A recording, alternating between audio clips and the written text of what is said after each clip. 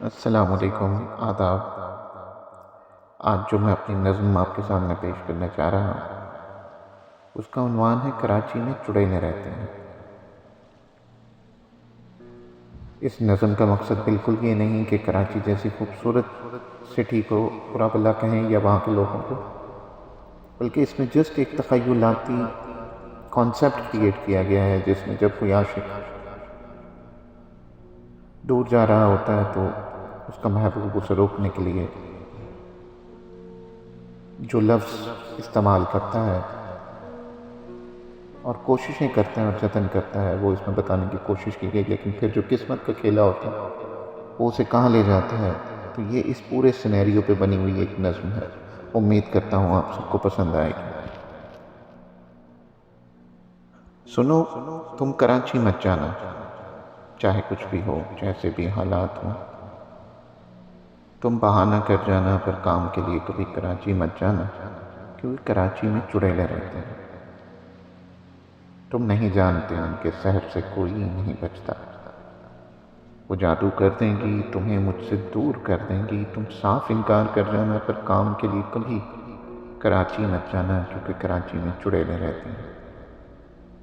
میں تم سے دور نہیں رہ سکتی، تمہاری دوری نہیں سہ سکتی۔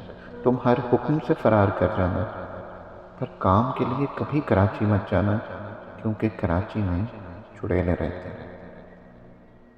میں نے مان لیا سب کچھ جو تم نے مجھ کو سمجھایا، وہ پلے باندھ لیا سب کچھ، میں کراچی نہیں گیا۔ پر جانا اب کے 3 برس گزرے، میں بس 3 بار لوٹا ہوں۔ نہ تم دکھائی تھی مجھ کو، نہ تم کو میں سنائی دیتا ہوں۔ یہ کیسی دنیا میں بھیجا ہے جہاں سے لوٹنا مشکل، جہاں جینا بھی دو گھر ہے، جہاں بس صرف تنہائی، ہر طرف آسیب کا گھر ہے۔ یہاں پریاں نہیں رہتی، یہاں ہر نفس باغی ہے، یہاں جنات کا ڈیرا ہے، ہر سو چڑیلوں کا پہرا۔ تم نے کیوں نہیں روکا، تم نے کیوں نہیں ٹوکا، تم گر مجھ کو تھام لیتی تو یہ سب یوں نہیں ہوتا۔ بس اب یاد ماضی ہے، حال بے حال ہے میرا، مستقبل تاریخ دکھتا ہے، مقدر پامال ہے میرا۔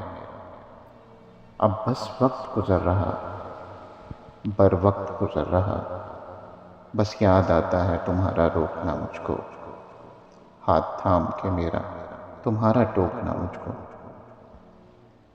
سنو، تم کراچی مت جانا، کیونکہ کراچی میں چڑیلے رہتے ہیں، کراچی میں چڑیلے رہتے ہیں۔